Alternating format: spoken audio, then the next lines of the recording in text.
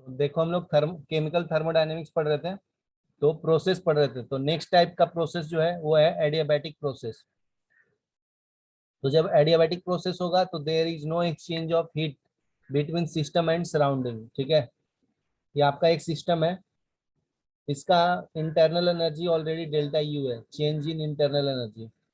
ठीक है, इसमें अगर आप हीट सप्लाई करोगे तो ये हीट सप्लाई करोगे तो इस पे कुछ भी नहीं होगा। ठीक है, मतलब ये सिस्टम को हीट से कुछ फर्क नहीं पड़ेगा। ठीक है, exchange between system and surrounding कुछ नहीं होगा, तो इसलिए Q इक्वल टू जीरो लिखा हूं। ठीक है, तो हम लोग को पता है first law of thermodynamics, delta U equal to Q plus W होता है। Change in internal energy equal to heat plus work done. तो Q का वैल्यू जीरो होगा, zero plus W equal to delta U. ठीक है, तो change in internal energy equal to W होगा। ठीक है, तो change in internal energy work done के बराबर होता है डेल्टा यू। क्यू के आपका यहाँ पे ये हीट है, और ये डेल्टा यू को हम लोग इंटरनल एनर्जी बोलते हैं, इंटरनल एनर्जी। ठीक है, और डब्ल्यू क्या है, वर्क है। तो जब एडियाबैटिक प्रोसेस होगा तो change in internal energy work done के बराबर होगा। ठीक है, क्योंकि क्यू का कोई फर्क नहीं पड़ता है, तो जो भी वर्क होगा वो ड्यू टू इंटरनल एनर्जी होगा। ठीक है, नहीं तो ऐसा कर सकते हैं जो सिस्टम का इंटरनल एनर्जी होगा वही उसका वर्क डन है, हीट कितना भी सप्लाई करो। ठीक है, ऐसे प्रोसेस को हम लोग एडियाबैटिक प्रोसेस बोलते हैं।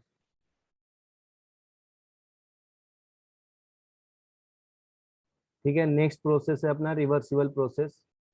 तो ऐसा जब प्रोसेस होगा रिवर्सिबल, तो हम इसमें क्या होगा, ये एक्सपैंड भी नहीं करता है और ना कंप्रेस होता है। जैसे इसको मैं सिस्टम बनाने के बाद समझाता हूँ। ये आपका सिस्टम है, ठीक है, इसका 10 लीटर वॉल्यूम है, और इसका प्रेशर जो है 1 एटमॉस्फेरिक प्रेशर है। तो जब प्रोसेस होगा, रिवर्सिबल प्रोसेस होगा, तो आप कुछ भी इसमें हीट सप्लाई करो, इसका इंटरनल एनर्जी ऑलरेडी फिक्स है। तो हीट सप्लाई करोगे तो ये बराबर उस टाइम भी ये वॉल्यूम उसका 10 लीटर ही रहेगा, और एक्सटर्नल प्रेशर भी 1 एटमॉस्फेरिक प्रेशर ही रहेगा। ठीक है, तो इसमें कोई चेंजेस नहीं आता है। तो इसको एक रिएक्शन से भी समझ सकते हैं, जैसे ए और बी मिलकर सी और डी दे रहा है, सी प्लस डी दे रहा है। ठीक है, तो जितना ये फॉरवर्ड बन सकता है उतना ही ये बैकवर्ड बनने की भी इसके पास चांसेस होते हैं। तो सी और डी मिलकर भी ए प्लस देगा, बी देगा। तो ये इक्विलिब्रियम पोजीशन का ऐसा होता है ना एग्जांपल। ठीक है, तो ये फॉरवर्ड, रेट ऑफ फॉरवर्ड होता है, और ये रेट ऑफ बैकवर्ड होता है। ठीक है, तो दोनों जब इक्वल होंगे तभी हम लोग क्या बोलते हैं, इक्विलिब्रियम बोलते हैं। ठीक है, तो इसको हम लोग रिवर्सिबल प्रोसेस भी बोलते हैं। ठीक है, ये लिख लो। तो जब ऐसा प्रोसेस होगा तो ये गैस कम को कंप्रेस्ड भी नहीं कर सकते हो, मतलब कम नहीं कर सकते हो। 10 लीटर है तो उसको 8 लीटर नहीं कर सकते हैं, या 10 लीटर है तो उसको एक्सपैंड करके 12 लीटर नहीं कर सकते हैं। जब दोनों इक्वल होगा, फॉरवर्ड बैकवर्ड, तो उसको हम लोग रिवर्सिबल प्रोसेस बोलते हैं। ठीक है, ये लिख लो। ठीक है, अभी हम लोग पढ़ रहे हैं नेचर ऑफ वर्क।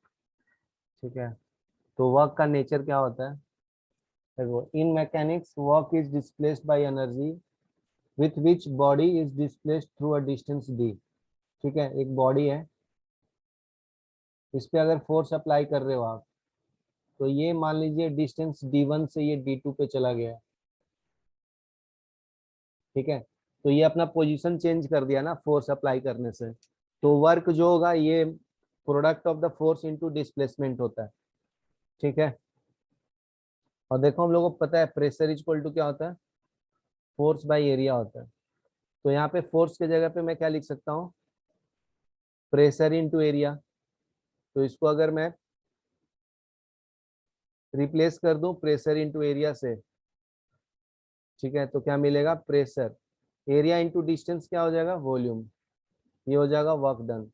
तो जब गैसियस फॉर्म में हम लोग वर्क डन निकालते हैं तो प्रेशर और वॉल्यूम से मल्टीप्लाई करते हैं तो भी ये वर्क डन देता है। और मैकेनिक्स में क्या देता है, फोर्स इनटू डिस्प्लेसमेंट आपका वर्क डन देता है।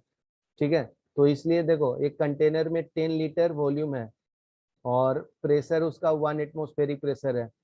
तो इसका वर्क डन हम लोग इजिली निकालते हैं ना, प्रेशर इज इक्वल टू 1 दिया, वॉल्यूम इज इक्वल टू 10, तो वर्क डन क्या हो जाएगा 1 इंटू 10, 10 लीटर एटमोस्फेरिक। ठीक है, तो इस तरह से हम लोग वर्क डन निकालते हैं केमिस्ट्री लैंग्वेज में।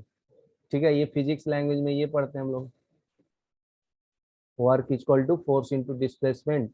और जब गैसियस फॉर्म आएगा केमिस्ट्री लैंग्वेज, तो कोई भी रिएक्शन होता है तो लीटर और वॉल्यूम में लेते हैं हम लोग, और प्रेशर में तो उसका वर्क डन होता है प्रेशर इंटू वॉल्यूम। ठीक है, ये लिख लो।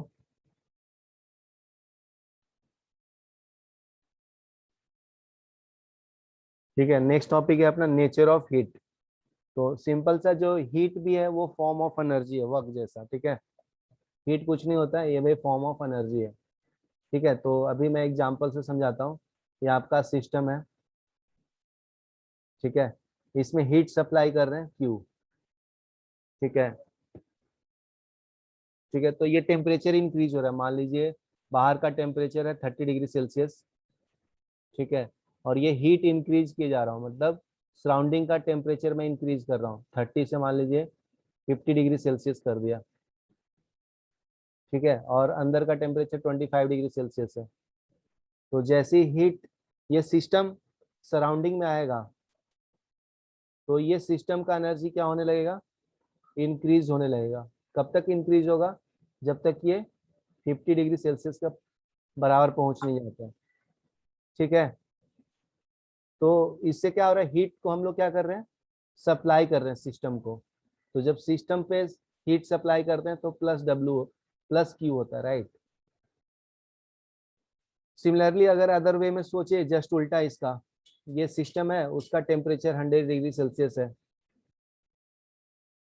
ठीक है, ये सिस्टम 100 डिग्री सेल्सियस पे है, इसको जैसे ही सराउंडिंग में रखेंगे, बाहर लेकर आएंगे इसको सराउंडिंग में, और सराउंडिंग का टेम्परेचर मान लीजिए 25 डिग्री सेल्सियस है, तो जैसे ही सराउंडिंग में आएगा तो सराउंडिंग का टेम्परेचर इंक्रीज होने लगेगा, राइट, और इसका टेम्परेचर डिक्रीज होने लगेगा। तो जब ये हीट सप्लाई करता है सिस्टम सराउंडिंग को, तो माइनस क्यू हो जाएगा। सिस्टम जब सराउंडिंग को प्रोवाइड करता है तो माइनस क्यू हो जाता है। तो ऐसे बोल सकते हैं कि heat supply to the system is plus Q. ठीक है, और जब सिस्टम सराउंडिंग पे सप्लाई करता है तो माइनस क्यू होता है, ये साइन कन्वेंशन में भी काम आ जाता है।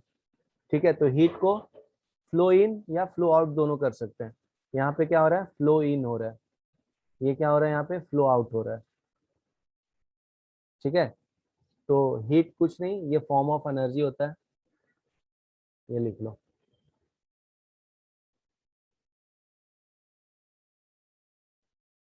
ठीक है, नेक्स्ट है sign convention of work and heat. ठीक है, तो इसके बारे में बताता हूँ, अभी जस्ट बताया हूँ। अगर हीट सप्लाई करेंगे सिस्टम को तो प्लस क्यू होता है, और हीट रिलीज करेगा सिस्टम तो माइनस क्यू होता है। माइनस क्यू कब होता है, रिलीज जब करता है सिस्टम, रिलीज्ड बाय सिस्टम, यहाँ पे सप्लाइड टू सिस्टम। ठीक है, अभी work done on the system करेंगे तो प्लस वर्क प्लस डब्ल्यू होता है, वर्क डन ऑन सिस्टम, तो वर्क डन प्लस होता है, और वर्क जब सिस्टम करता है तो क्या होगा, minus Q. Work done by system is minus W. ठीक है, ये लिख लो, यही तुम्हारा साइन कन्वेंशन है। तो प्लस क्यू और प्लस डब्ल्यू कब होता है, जब सिस्टम पे वर्क करते हैं या हीट सप्लाई करते हैं तब, और जब सिस्टम काम करना चालू करेगा तो माइनस क्यू हो जाता है और माइनस डब्ल्यू हो जाता है। ठीक है, ये लिख लो, बहुत इजी है साइन कन्वेंशन।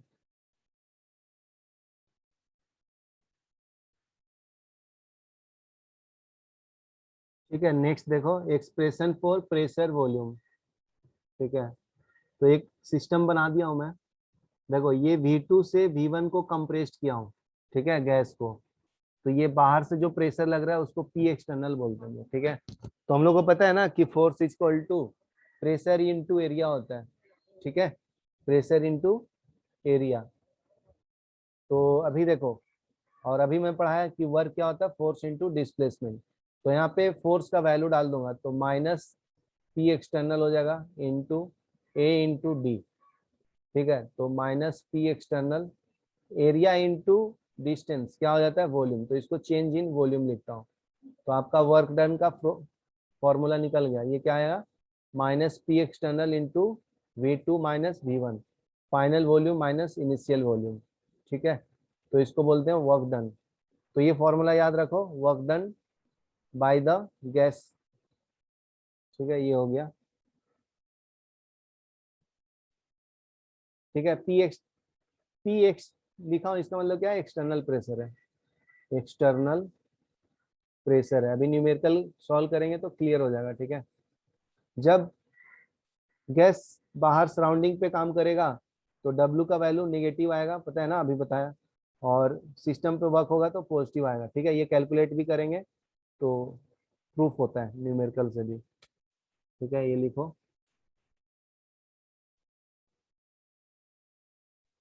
ठीक है, नेक्स्ट है फ्री एक्सपेंशन। तो कोई भी सिस्टम है फ्री एक्सपेंशन कब करता है, जब वैक्यूम में होता है, ठीक है। वैक्यूम में क्या होता है, प्रेशर जीरो होता है, पी एक्सटर्नल का वैल्यू जीरो हो जाता है, ठीक है। तो फ्री एक्सपेंशन कोई बोलेगा तो वर्क डन किस में हो रहा है, वैक्यूम में। तो वैक्यूम में हो रहा है तो पी एक्सटर्नल का वैल्यू जीरो होता है, ठीक है। मतलब एटमॉस्फेयर के बाहर जो वैक्यूम है उसके अंदर प्रेशर नहीं होता है, ठीक है। अपना जो है एटमॉस्फेयर उसके अंदर ही प्रेशर होता है। तो वर्क डन का वैल्यू कितना होगा, जीरो होगा। वो कैसे आएगा, क्योंकि ये फॉर्मूला होता है minus P external delta V. तो वॉल्यूम चेंज हो सकता है लेकिन पी एक्सटर्नल वैल्यू ही जीरो होता है। तो W equal to zero into delta V क्या मिलेगा, जीरो। तो in free expansion work is zero, P external is zero, ठीक है। ये वैल्यू याद रखना इंपॉर्टेंट है, एमसीक्यू में पूछता है ये, ठीक है। फ्री एक्सटेंशन में वर्क डन क्या होता है, जीरो होता है, ठीक है। तो वैल्यू कितना भी दिया रहे, मान लीजिए V2 का वैल्यू दे दिया 100 लीटर और V1 का वैल्यू दे दिया 3 लीटर, ठीक है। और बोला है कि वर्क डन निकालो फ्री एक्सपेंशन में, तो सिंपल बोलना है जीरो होता है, ठीक है। कैलकुलेट करने की जरूरत नहीं है, कितना भी घुमाए जीरो जीरो बोलना है, ठीक है।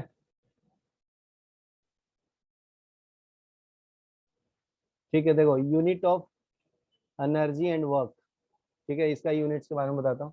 जैसे 1 जूल, तो ये वर्क का यूनिट है जूल। तो 1 joule equal to KG metre square per second square होता है, ठीक है। तो पहले तो पास्कल देख लेते हैं हम लोग, इसको फिर पास्कल मीटर क्यूब में रखा हूँ, ठीक है। और ऐसे याद रखो 1 metre cube equal to 1 litre होता है। तो 1 pascal equal to 1 KG per metre second square है, ठीक है। तो इसको ये पास्कल में जब कन्वर्ट किया है ना, तो 1 केजी है, ठीक है, मीटर क्यूब। तो ये क्या किया, मीटर से मल्टीप्लाई और डिवाइड किया है, ठीक है। तो इसको कन्वर्ट करके मीटर क्यूब कर दिया, ठीक है। और इसको साथ में करके पास्कल कर दिया, तो इसके जगह पे पास्कल आ गया और ये मीटर क्यूब। तो ये पास्कल इंटू मीटर क्यूब आ गया, ठीक है। तो 1 pascal is equal to 1 KG per metre second square, ठीक है। एस फोर सेकेंड है। अभी देखो 1 बार कोई बोलेगा ना प्रेशर है, तो 10⁵ पास्कल होता है, ठीक है। पास्कल साइंटिस्ट का नाम था, ठीक है। तो इसको फिर केजी में कन्वर्ट किया है, तो 10⁵ KG per metre second square, देखो ये वाला है ना, ये पास्कल की जगह पे ये वैल्यू लिख दिया, ठीक है।